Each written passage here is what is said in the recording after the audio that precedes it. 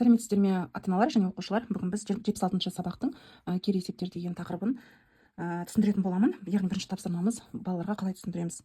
Бірінші тапсырмада балаларға оқып береміз. Шабадандар мен қапшықтарды сана деп тұр. Шабадан дегеніміз яғни чемодан. Осы чемоданды санайды балалар. 1, 2, 3, 4, 5. 5 шабаданымыз бар. Ал жол қапшық ол сөмкелеріміздің саны 1, 2, 3, 4, 5, 6, 7, 8. Бізде жол қапшығымыздың саны 8. Енді мына жерде бізде мынадай сұрақ бар. Шабаданға қарағанда жол қапшықтың нешеуі артық дейді. Осы жерде шабаданға қарағанда жол қапшықтың нешеуі артық екенін табу үшін ең алдымен біз есептің шартын құрастырамыз. Мына жерде дайын есептің шарты бар. Мінекей астында жазылып тұр сіздерге дайын. Осы жерде Ж дегеніміз ол жол қапшықтың саны 8 дана. Ал Ш дегеніміз, мына жерде тұрған Ш дегеніміз шабаданның саны, яғни оның саны 5 дана. Бізде не белгілі? Екеуі де белгілі, яғни жол қапшық та белгілі, шабаданның да саны белгілі. Бізде не белгісіз? Бізде нешеуі артық екені белгісіз. Ол дегеніміз мінекей белгісіз артық. Яғни қайсысының артығы белгісіз деп тұр. Шабаданға қарағанда, яғни мына шабаданға қарағанда жол қапшықтың саны дейді. Яғни сызықты былай қоямыз. Мынаған қарағанда нешеуі артық деген сұрақ осы жерден пайда болады. Одан кейін бізде сызбасын қалай сызамыз? Сызуды үйрететін болсақ, балаларға бізде екеуі де белгілі. Ең алдымен бірінші кесінді сызамыз. Бірінші кесінді ұзын қылып сызамыз, қысқа қылып сызамыз. Екінші кесіндіні ұзын қылып сызамыз. Өйткені 8 ол 5-тен көбірек болады. Енді осы жерде біз үстіңгісіне 5 деп жазамыз, астыңғы кесіндіге 8 деп жазамыз. Ал мынаның арасы нешеуі артық деген сөз. Бұл тапсырманың жанына орындайтын болса. Енді біз шешуін табамыз. Шешуі бізде нешеуі, енді қараңыз, сізде екеуі де белгілі болатын болса, бірақ нешеуі артық екені белгісіз болатын болса, біз азайтамыз. Біз алдыңғы есептерде біз артық болса қосатын едік. Ол кезінде екінші заттың саны белгісіз болатын болса қосатынбыз. Ал мына жерде екеуінікі де белгілі, сондықтан нешеуі артық екені белгісіз болғандықтан біз азайту арқылы табамыз. Үлкен саннан 8-ден 5-ті азайтсақ 3 шығады. Яғни жауабына біз сұрағын көшіреміз. Мына сұрақтың орнына біз 3 деген санды қоямыз және артық деп жазамыз.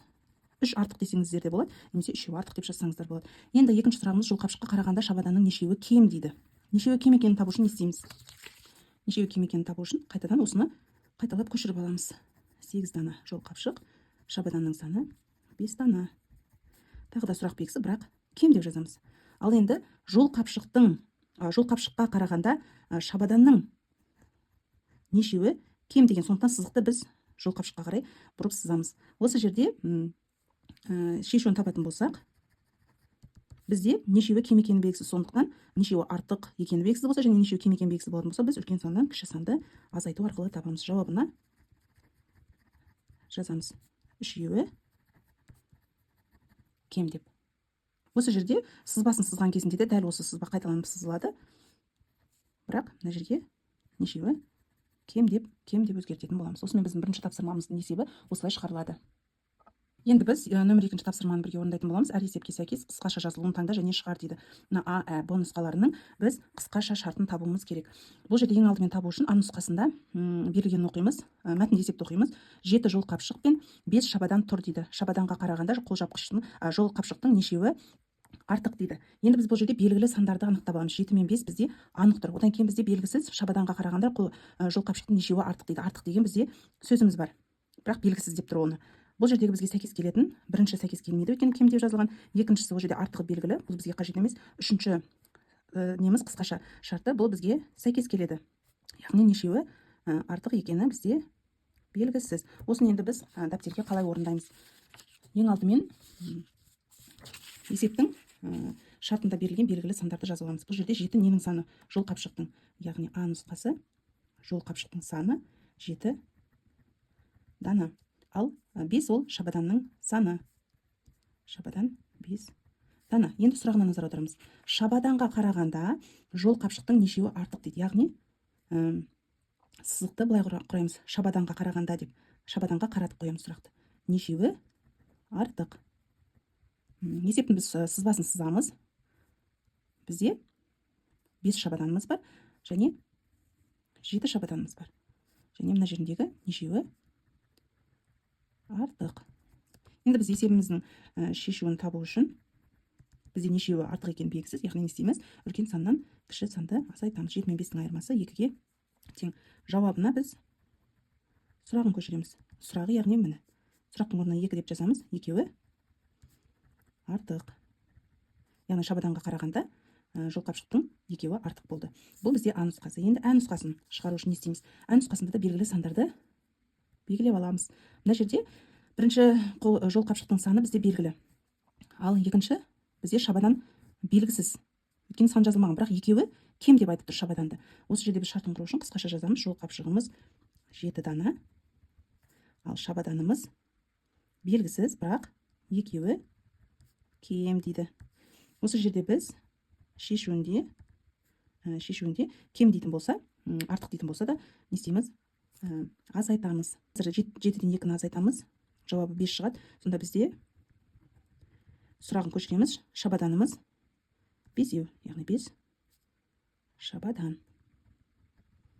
Енді мен Б нұсқасын көрсетейін. Б вариантындағы есепті шығаруды. Бізде белгілі 5 шабадан және екеуі артық жолқапшық дейді. Яғни жолқапшықтың саны бізде белгісіз. Өткен сұрағында жазылып бірнеше жолқапшық тұр деп. Бізде шартына жазамыз. Шабадан Ш деп қысқарып жазсаңыздар болады. Шабаданның саны бізде 5 дана. Ал жолқапшықтың саны белгісіз, бірақ екеуі артық.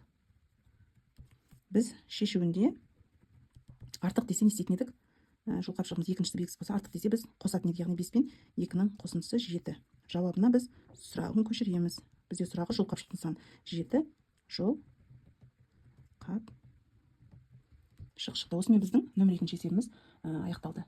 Келесі бізде нөмір 3 тапсырма. Әр отбасы жүгінің жалпы массасын есепте дейді, салыстыр дейді. Бірінші отбасы мынау. Бірінші отбасының біз жүгінің жалпы массасын есептеу үшін барлығын бір-біріне қосамыз. Жазамыз 3 килограмм, қосылған 2 килограмм, қосылған 5 килограмм, қосылған 10 килограмм, қосылған тағы да 10 килограмм.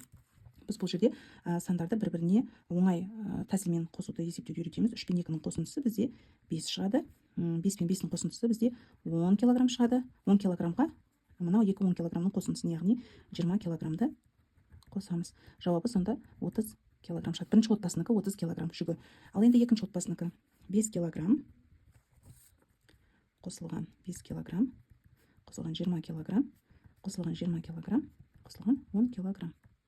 Енді 5 пен 5-ның қосындысы бізде 10 болады. 10 мен 20-ның қосындысы 30 килограмм. 30 килограммға мына 2 20 мен 10-ның қосындысы 30 килограмм, яғни 30 килограммды қосамыз. Жауабы шығады 60 килограмм. Сонда біздің бірінші отбасының саны 30 килограмм шықты, екінші отбасынікі 60 килограмм. Яғни бірінші отбасынікі кем, екінші отбасынікі артық. Келесі тапсырма бізде нөмір 4 есеп, есепте тексер дейді. 70 пен 30-ның айырмасы бізде 40 болады. Бұны қалай балалар тез есептейді? 7 ондықты біз 7 деп аламыз, 3 ондықты біз 3 деп аламыз. 7 мен 3-дің айырмасы 4 болса, 4 ондығымыз, яғни бізде 40 шығады. Дәл осылай ондыққа айналдырып отырып есептесе балалар тез есептейді. 90 мен 20-ның айырмасы 70, 10 мен 80-ның қосындысы 90, 70 пен 70-дің айырмасы 0, 90 мен 30-ның айырмасы 60, 70 пен 20-ның қосындысы 90, 60 пен 10-ның қосындысы 70 болады. 80 мен 80-ның айырмасы 0, 80 мен 20-ның айырмасы 60, 80 мен 20-ның қосындысы 100-ге тең, 50 мен 50-дің қосындысы 100, 40 пен 40-ның қосындысы 80. Сендерге балалар, ата-аналар түсінікті болған болса, видеоға лайк басып, комментарий қалдырып өтіңіздер, және де видеоны ең бірінші болып сіздер көретін боласыздар.